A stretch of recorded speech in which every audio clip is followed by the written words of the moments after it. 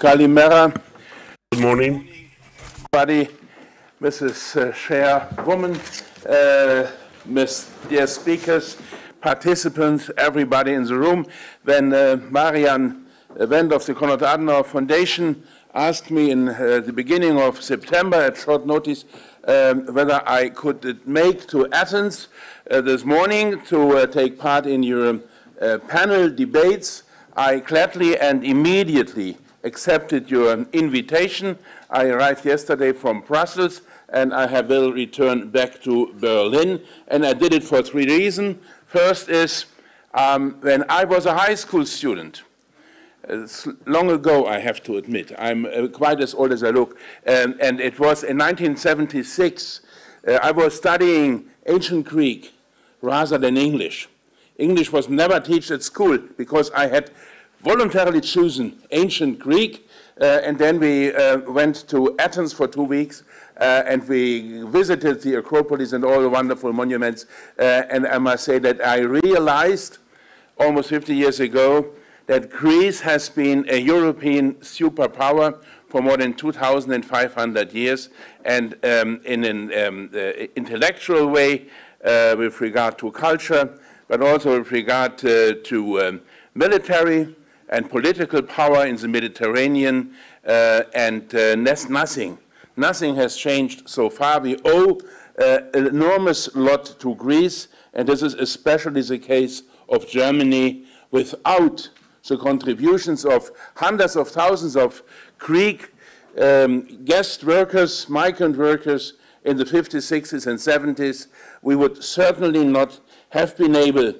to achieve the economic miracle Germany has achieved after the war. And I must say it is an irony that Turkey was mentioned. I know everything about the difficult history between Greece and Turkey, but we owe so much to our Greek friends, but we also owe quite something to our Turkish friends, and it's a pity that NATO and the EU have not been able to help you and to support you more in overcoming all these tensions and conflicts. The third point was that this was the beginning of Marian Wendt's presence in Athens as the representative of the Konrad Adenauer Foundation. He is so far the highest ranking representative. He has been member of parliament for many years. I know his devotion. I know his interest in cooperation with the civil society, with the intellectuals in Greece, and therefore I decided to leave rainy Berlin and Brussels and to come to sunny Athens and Greece to exchange some ideas with you. First of all, if there is a lesson to be learned from this war, is military still matters. We've been able to preserve peace in Western Europe. Greece is part of that Western Europe. Now for more than 75 years, after a century of terrible wars. But we have preserved peace and welfare and economic growth, not because we have destroyed our military capabilities, but because we have created NATO. And we have been able to demonstrate that military equipment is not an evil thing as such. Soldiers are not evil as such. It always depends on the purpose. And the fact that we have been democracies, that we have been able to respect freedom and dignity of human beings is closely related to our military defense and to NATO. And therefore, I would like to say thank you to all of you, also the younger representatives. And if Mr. Putin, with his terrible war and aggression, has achieved something, then it is the fact that for the first time in post-war history, NATO in Germany, in all parts of Europe, is entirely undisputed. When I look back at my political career, I have been member of parliament for almost 30 years. I have been in government for 15 years and in Angela Merkel's team for 20 years.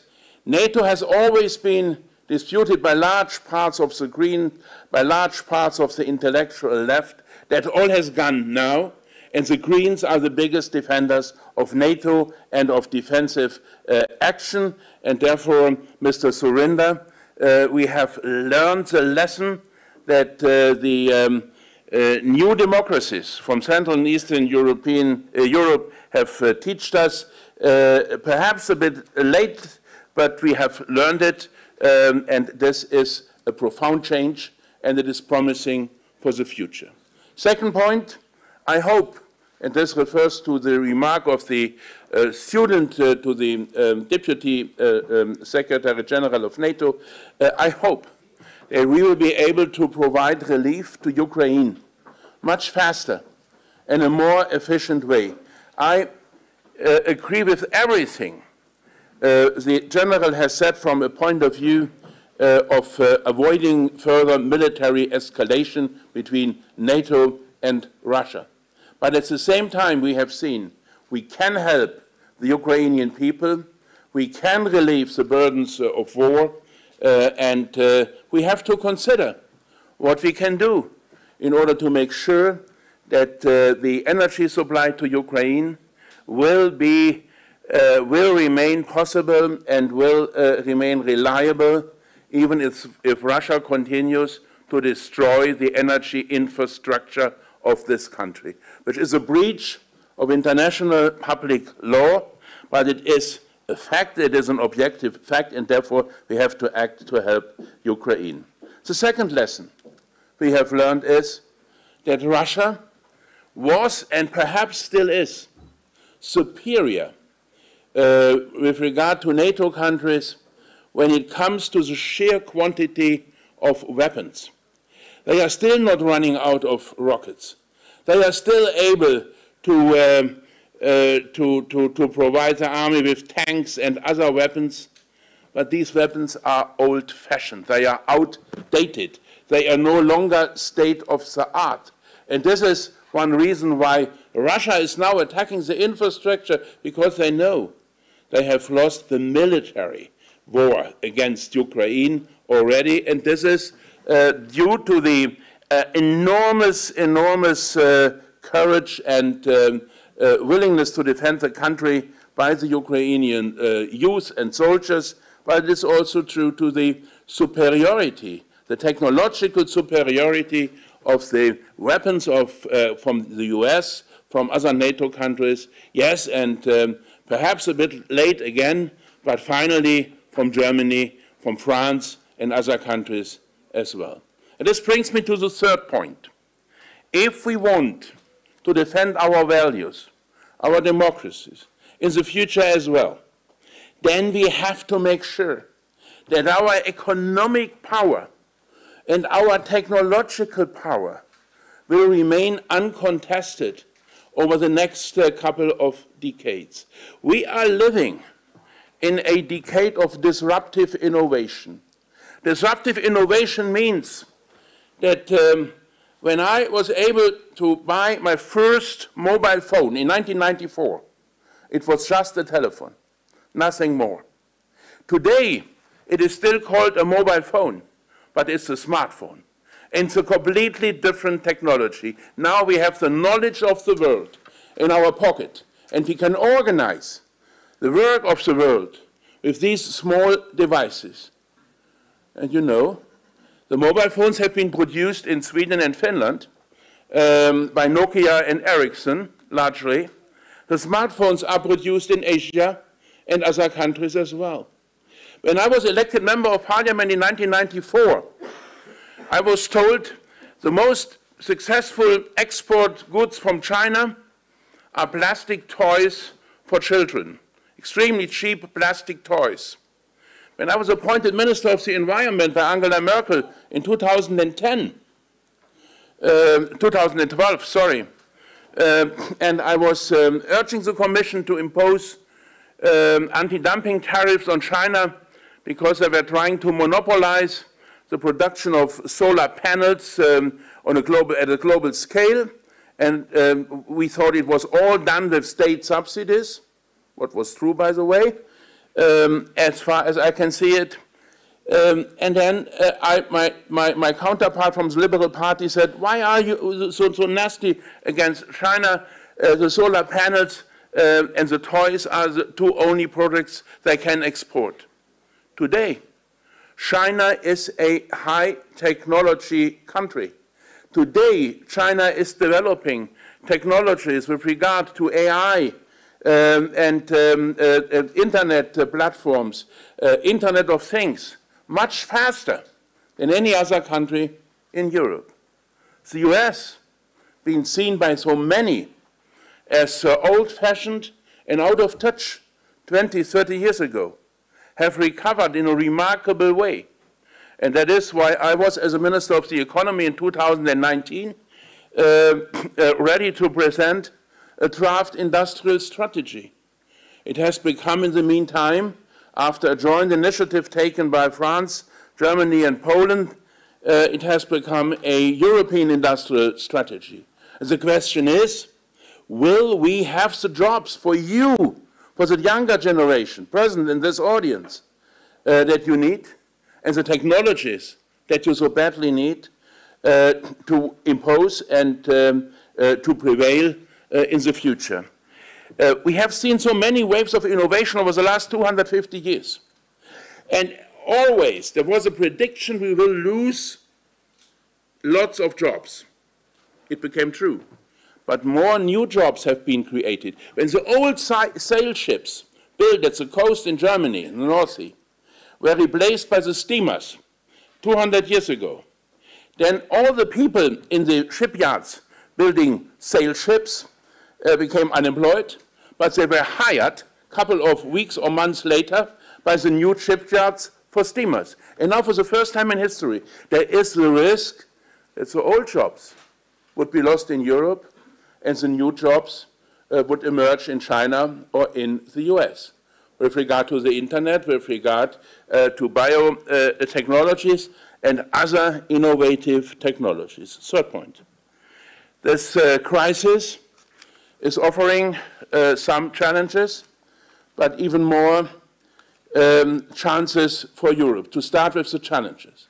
I know that some people in Greece have been criticized by others in Europe because the Greek government has spent money or is willing to spend money to ease the pressure of the energy crisis and the increase of energy prices.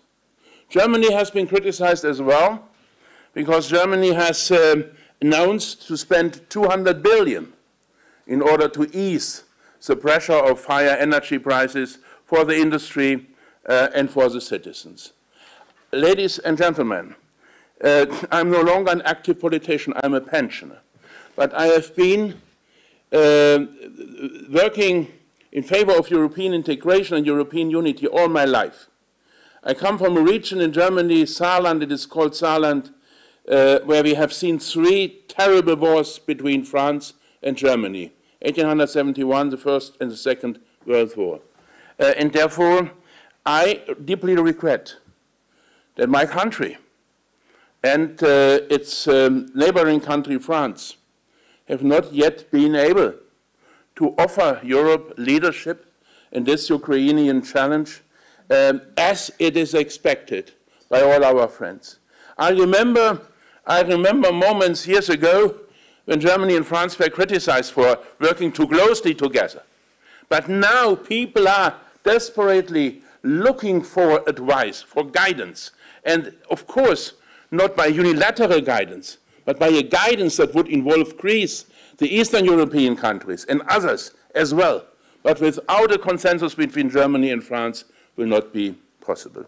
And therefore, ladies and gentlemen, I'm convinced and I remain convinced that if there is a lesson to be learned from the Greek, euro, and sovereign debt crisis in 2010 and 2015, then it is the importance of European solidarity. In 2010, it was a difficult moment for you in Greece and for us in Germany as well, because you were hoping for help and relief, and our country was told that bailouts and other things would be radically excluded by the European treaties. And mistakes have been made on all sides. A price has been paid, especially by the people in Greece. But Greece is still part of the euro. We have provided, at the end of the day, billions and billions of guarantees and of help. And that was basically a good thing, not only for Greece, but for all of us in Europe. Imagine that Europe would have ceased to exist as a political union as a consequence of the euro crisis, not only touching Greece, but also Cyprus and Portugal and Ireland, and in a less severe way, countries like Spain and Italy. No, we have overcome it. And if I may say that this lesson that we have learned, and they all have made progress, can be seen in the COVID crisis. In the COVID crisis, Germany announced to spend 400 billion euro to ease the economic pressure from COVID, to help small and medium-sized companies, to help the workers in the closed shops and companies. And then Margrethe Vestager, the European Commissioner, with whom I had to negotiate the approval by the Commission of the subsidies, said, "Oh, Peter, you know, Germany is such a big and such a powerful country, and now you can afford what others cannot afford, and then you will emerge stronger than you have been before." And I said, "Margrethe, you are right, entirely right, but you know also that if Germany gets a cold, some of our neighbors will suffer from a lung infection. And this is why we have to preserve our economy." And then at the end of the day, President Macron, Chancellor Merkel, and Commission President Ursula von der Leyen managed to have a fabulous idea. And that was that Germany and France and Austria got the approval for their national help programs. But we have set up the 750 billion European Resilience and Reconstruction Fund, and then every country, regardless whether poor or rich, small or big, was able to benefit. And if I may say it, I'm not interfering with Greek politics, but I'm very much impressed how much the last two governments in Greece, and especially this government, has been able to improve the competitive situation of Greece and to use the money coming from Brussels for new and innovative solutions. Fourth point, I believe that the solution that we will see for the energy crisis can be similar as the solution that we have seen for the COVID crisis. Of course we need European solidarity. And of course it can never be one country alone or two or three countries alone providing the help to the people and others just watching it and doing nothing because they have no means. And I hope that France and Germany will be able to overcome the tensions and the paralysis that is at least so perceived by many, and that we will see some movements soon over the next couple of weeks. And then, what is the future? The future means that you have not only to consider the risks, but also the chances. The chances for your economies, and this is especially true for the Greek economy as well. Both Greece and Germany were reliant on Russian gas. Germany at 55%, Greece at 45%. It's a difference, but not such a big difference. And it was true for various reasons in Germany. We have been committed to climate protection. We have decided to switch off all our coal-fired power plants in order to reduce emissions of CO2. We have doubled and tripled the amount of renewable energies in our grid, from wind parks and solar. But at the same time, you need a backup when the sun is not shining and the wind is not blowing. And this can be either nuclear power plants. We have decided to switch off as well at the demand of the Green Party 20 years ago, or it can be gas. And then the option was made for natural gas. At the same time, we have reduced the production of natural gas in Germany by 50%. We have increased the demand more than 50% and reduce the production at 50% because there is a NIMBY mentality in many, many countries and also in my own country. That means not in my backyard. We have still natural gas and also shale gas in Germany, but no political consensus to produce it. And we could produce it at lower cost for the environment than in many, many other countries in the world. And now Greece can and will become an energy hub. When we discussed renewable energies for Greece in 2010 and 2015, in between, the idea was to help Greece to overcome the euro crisis and to help small and medium-sized farmers in Greece to find new income by using their land for wind parks and solar panels. Today, given the fact that energy prices have risen worldwide at global scale twice, 3 times over the last couple of months, today energy prices are as high that Greece could easily benefit from that and could become an important part of the European infrastructure. First of all, by becoming a hub for natural gas in the region.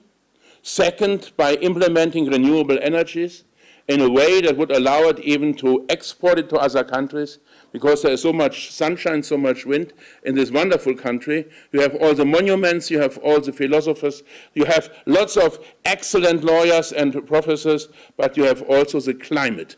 And the climate would allow you to do much more for energy than has been done in the past.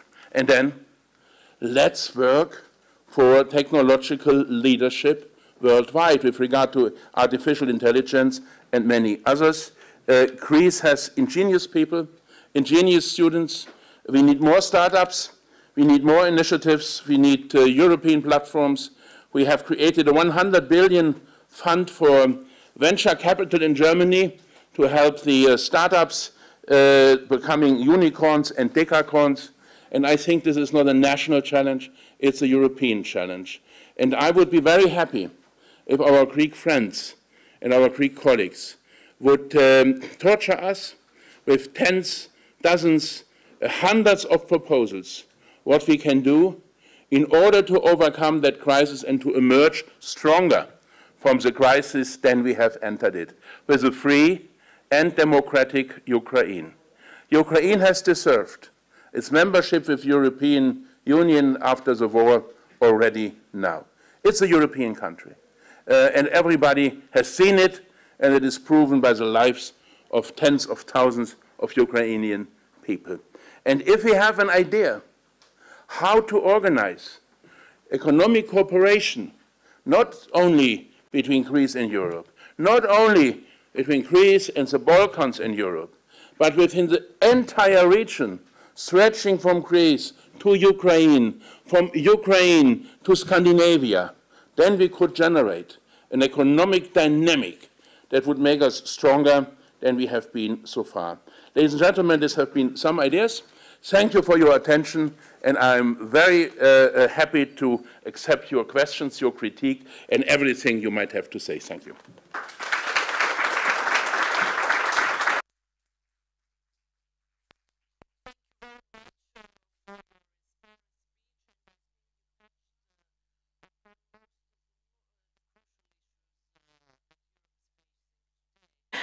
And if I may say, it is the war in Ukraine proved the risks coming from energy dependency, and that makes energy security one of the key objectives for European security for the future.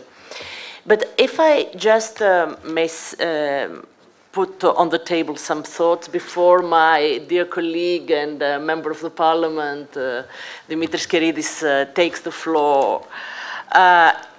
We see that there is a renewed determination on at the strategic military level after the war in Ukraine, increase in military spending, renewal determination for NATO in Europe, and discussions about integration at the military and strategic level.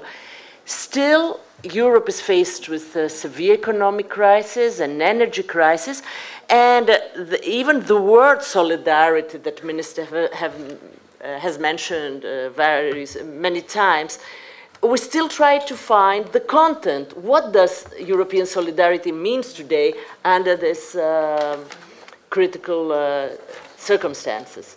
Please, Dimitri, you have the floor. Thank you, Marilena. It's a great pleasure and honor to be here with all of you.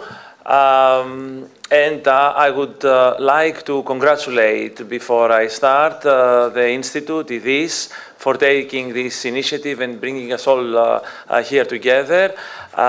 INO and the board of IDIS, many, many congratulations.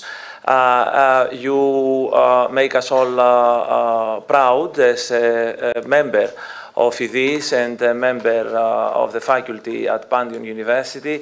It's a great pleasure to see this flourishing and growing, and hope it becomes a permanent institution in the conference circuit in Europe, where we will meet to discuss the very important critical issues in these critical times that we live with such huge geostrategic changes. The honor becomes even greater having to be in the same panel with Peter Altmaier, who has been a leading politician in Europe, a protagonist in the German political scene for many, many years, very well known here in Greece, for better sometimes because of the crisis as well. We have been fixated with German politics, especially since 2010. Now, as he mentioned, he comes from the westernmost part of Germany, the wider Rhine region, and he represents the most pro-European, let me say, tradition of German politics, starting with Konrad Adenauer, the famous mayor of Cologne, nearby, with a CDU strong commitment to Europe. And me coming from the same political family, New Democracy, Nea Demokratia, the European People's Party, I feel very much at home. And it's great that in our audience we have a former prime minister as well from Slovakia. We had a chance yesterday to listen to you, sir, Mr. Dzurinda, who is now heading the Martens Center of our EPP, and many, many other distinguished guests from here, ambassadors, military officers, and foreigners as well. So, in that spirit of family, the family spirit, allow me to be what I am quite known as a straight shooter and come to the chase with where we stand. Now, I'm not only a professor, I'm also a politician representing the Greek voters. And as such, let me say the following. Greece has done its part for solidarity with the Ukrainian crisis. This is a country that has a very strong historical bond with Russia. My own father was born in Russia, and I was brought up in a family where Russian was spoken, just like many, many Greeks, and we continue to have a diaspora there. It has to do with history, it has to do with religion, it has to do with culture, it has to do with Turkey, it has to do with many things. But the Greek people have been emotionally close to Russia. Nevertheless, and despite that, the Greek government, and we are very proud of that, took a very clear position in condemning Russian aggression, Russian revisionism, Russian brutality. And I was the speaker in the Council of Europe in regards representing EPP for the expulsion of Russia from the Council. And it is symbolically important to have a Greek and not a Pole or a Baltic state representative arguing about that expulsion. And on top of that, we send weapons, and we have received thousands of Ukrainian refugees in ways that our friends from Eastern Europe did not in 2015, 2016. So I hear your pledge to send advanced weaponry further to Ukraine. And I had that discussion in Prague a few days ago in our Cossack meeting there of the national parliaments, when the German head of the German delegation from the Green Party asked to send Leopard, advanced tanks. And my counter argument is, of course, we have to send, and we have already sent, and we should do more. But how am I supposed to convince my fellow parliamentarians and Greek people, Greek voters, when I have a country next to me threatening me with invasion on a daily basis, and I have a Turkish president, Erdogan, saying time and again that he will come, they will come at night. They doubt and question the sovereignty, the Greek sovereignty of the Greek islands of the Eastern Aegean. They go all the way to Libya to sign agreements circumventing Crete and the rest of the islands. How am I supposed to weaken Greek defense in support of Ukraine when I have this very concrete, very real threat on my eastern border, on top of which Germany continues to sell weapons to that country, advanced weapons, including submarines, with which this country is threatening me to invade. So there is a question there that needs to be answered. This is question number one, solidarity and what to do with this kind of threats. Question number two has to do with a certain feeling here in Greece, maybe unjust, but it's certainly a well-established feeling that Germany has, for a very long time, until recently, and certainly under Mrs. Merkel, followed a policy of equidistance between what we claim to be a victim and a victimizer, between Greece and Turkey. Now, we are seeing a certain movement towards the right direction recently, mainly because of the Greens. But there are some complaints, let me put it this way, with the German policy vis-à-vis that problem so far.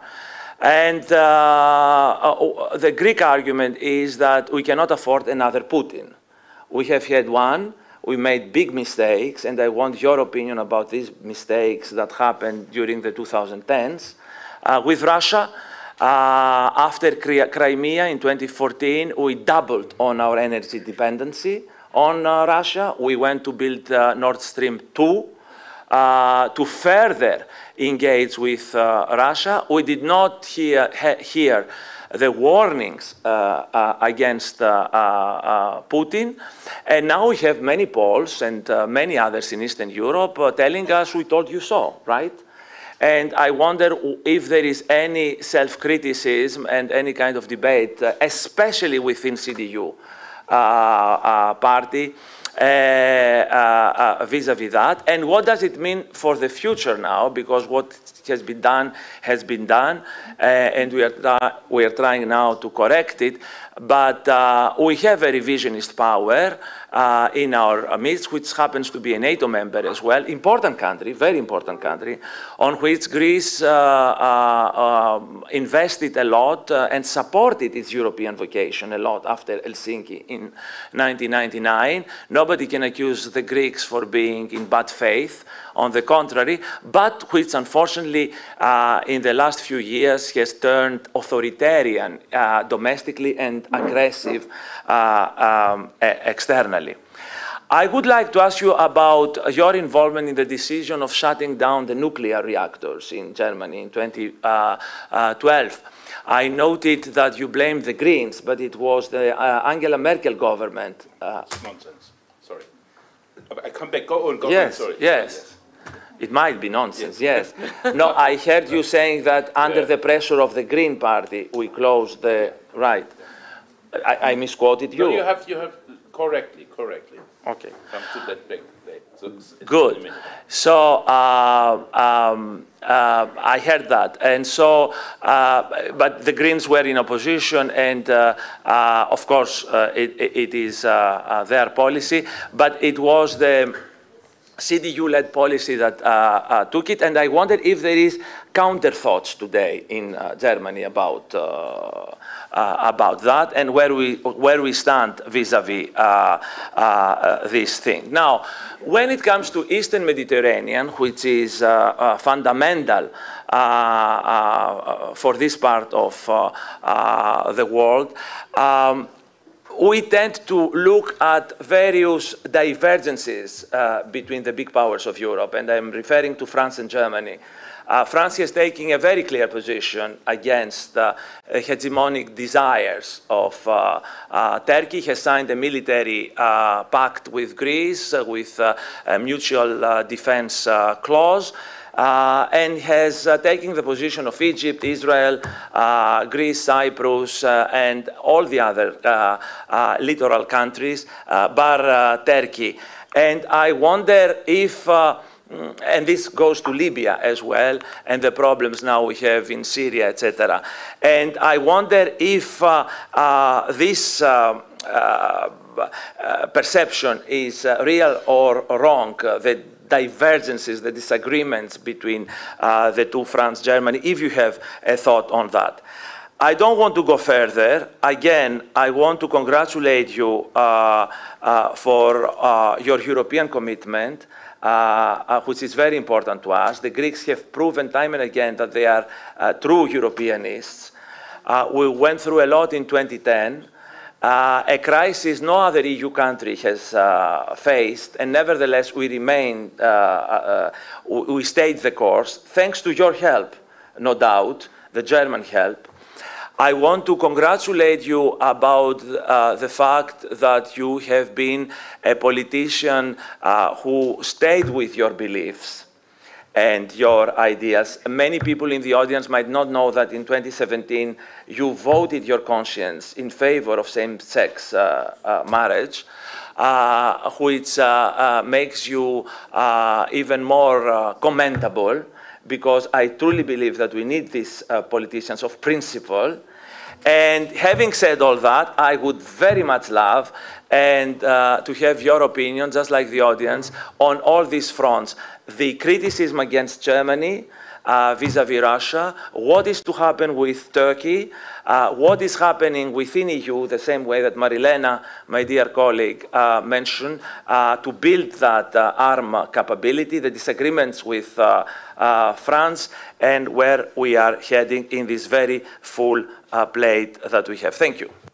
I think you have a series of provocative questions, thank please. You for this very friendly but also open and concrete question.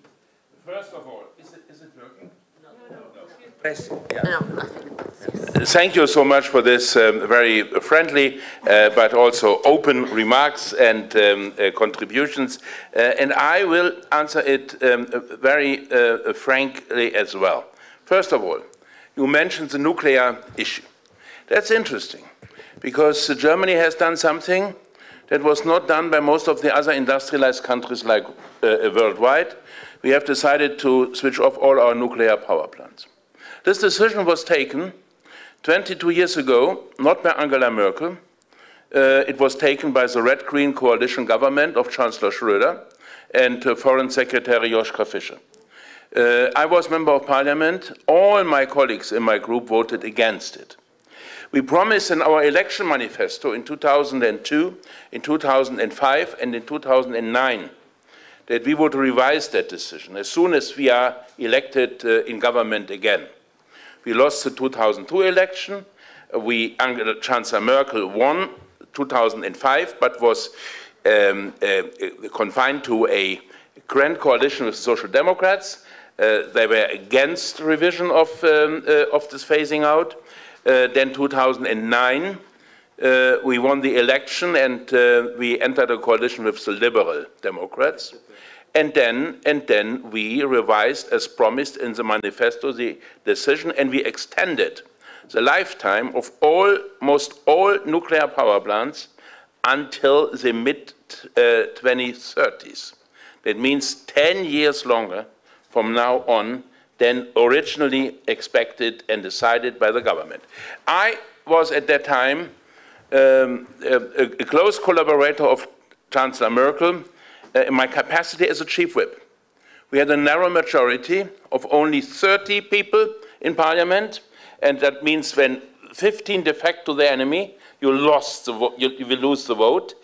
So I managed to get a majority in order to extend the working of the power plants. Half a year later, or a year later, the Fukushima incident occurred. And then the Green Party, who has been campaigning against nuclear power, was campaigning day and night. It was supported by the Social Democrats, and then it was supported, yes, by some Christian Democrats as well.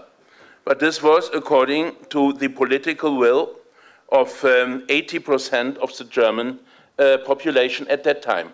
We had lots of debates on TV between churches, trade unions, employers, climate activists, everybody. And there was a large consensus to phase out. And then, indeed, it was Chancellor Merkel was a chancellor.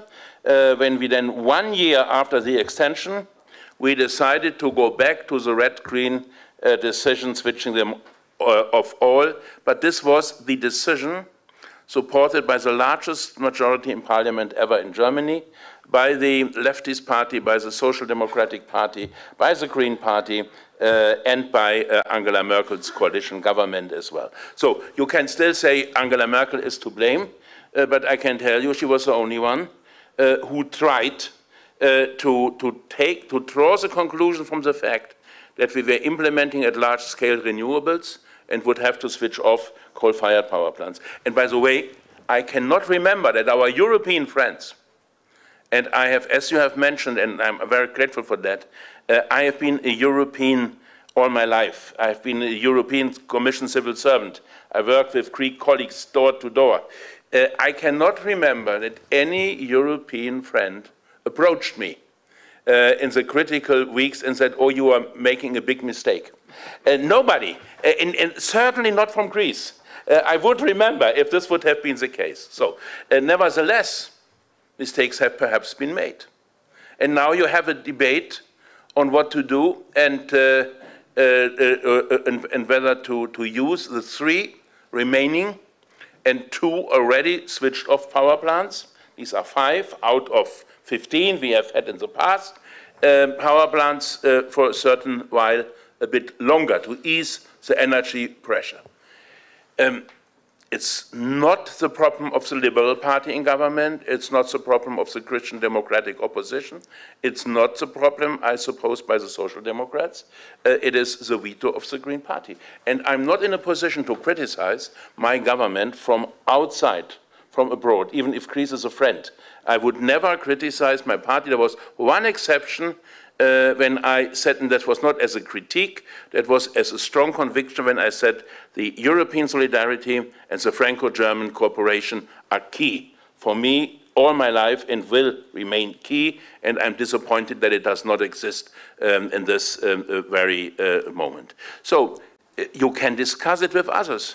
And when it comes to new nuclear power plants, Finland has realized one, by the way, with Russian help. They basically bought it in Russia. The French and the Polish have announced to build new nuclear power plants, but it will take many, many years. And it would take certainly 15 to 20 years in Germany as well. But then the question is, what will our neighboring countries do? Is Greek interesting of building some nuclear power plants or providing Europe with electricity? If you look to the webpage smart.de, then you can see the production of German electricity from fossil fuels, from nuclear and from renewables, and the demand, and then you can calculate the export. Germany still is an electricity exporting country. And if we will have some risk of energy shortage this winter in Central Europe, Germany, France, Austria, Netherlands, Belgium, Poland, then it is not because we are not producing enough electricity for ourselves. It is the fact that we have to export so much electricity because half of the French nuclear power plants are out of functioning. For security reasons, we have the biggest and highest security requirements in Europe. I'm arguing that Germany has a responsibility because it has been an electricity exporting country for many, many decades. But you cannot blame us that we are an electricity exporting countries if others have not done the homework that is necessary. And I'm not talking about Greece, I'm talking about the European Union. So why not coming together in the European Council or in the Council of Ministers for Energy and discussing also the energy mix, even if this is not mentioned in the European treaties. But the fact that we have an electricity market in Europe, interdepending, in my eyes means that we have to discuss the contribution that could come reasonably from every country, as compris including Germany itself. The second question with regard to Turkey. Please forgive me. I'm not interfering with the politics of my country, and certainly not with regard to Greece and Turkey when I'm not in Germany. I'm not doing it as a pensioner every day. It's a matter of style and politeness. But I have been, as a Chief of Staff to Chancellor Merkel between 2013 and 2018, I have been confronted with severe rhetoric attacks by the Turkish president against Germany. That was a big, not a crisis, but a big tension. And I have answered that on behalf of my government. And I have refused it. But at the same time, I'm deeply convinced that Turkey, and this is the difference with Russia today, unfortunately, Turkey still is, and despite Mr. Erdogan and all what he has done, is a democratic country. And that you can see when you look at the results of the last municipality elections in Turkey. Mr. Erdogan's party lost the majority not only in Izmir, not only in Istanbul, in many, many other countries. In Turkey, you have a democratic society with intellectual heritage over centuries, as it is the case, perhaps not as intensively as in Greece, because you have invented democracy, you have propelled democracy throughout the world. That is unprecedented and will never be reached by any other country. But this is, and Turkey is a NATO member. If we want to keep NATO working and together in external action, then I would not recommend today to say let's dismantle NATO. You are not proposing, if I understand you correctly, that we should exclude Turkey from NATO membership. And if it is part of NATO still, and they are reliable members of NATO, then I think you have to try to solve conflicts and to avoid attacks. You can blame me for being wrong, but I still believe that a solution is possible, but it would require efforts, very, very hard efforts, in order to reveal an internal thing. I accepted Marian's invitation to speak today and to share some thoughts with you and to learn from you. But a couple of weeks later, I received an invitation by a Turkish institution to take the floor on a similar event. And of course, I would have accepted that as well if I would have been in a position, but unfortunately, I had accepted another engagement somewhere else, and therefore I had to say, no, it is not possible, perhaps next year. But never stop talking as long as you are in an alliance with another country, and the Western alliance is the best thing we ever have made. And then the last point, perhaps, and then we will take questions from the audience. The last point is, yes, indeed, solidarity. It is a learning process. The first step was to say we will not let down Greece in the crisis of 2010. And then very severe restrictions were imposed by the European Union as such. And some of the measures you have implemented were later criticized by others. For example, the fact that the harbor of Piraeus was privatized. It's now heavily criticized by the same people who have insisted on the privatization of the harbor of Piraeus. And then I say, if we believe critical infrastructure should not be privatized to countries outside the European Union, and I basically share that position, then of course we should provide offers from inside the European Union for taking over the critical infrastructure that has to be privatized in order to become functioning again. So these are lots of issues we have to discuss.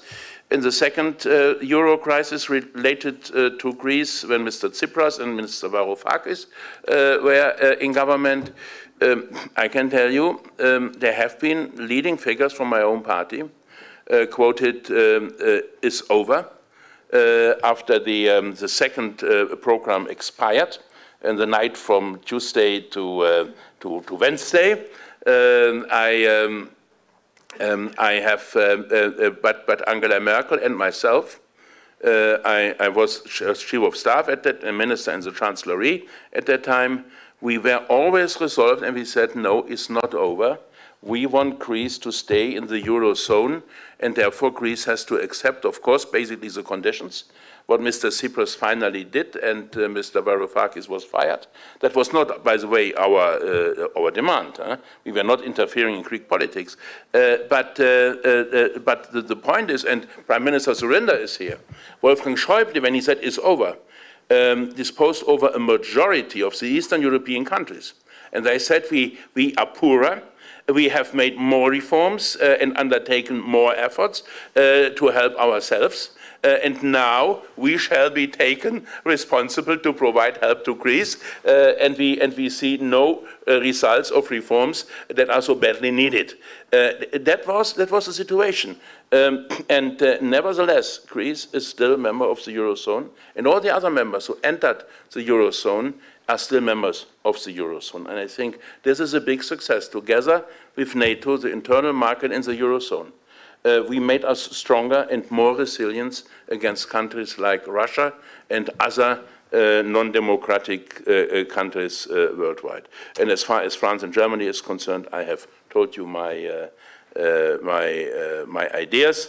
I hope that we can repair it and that we, Angela, we have always had divergences between France and Germany, not because we are so similar, but because we are so different in mentality, in experience, in ideas.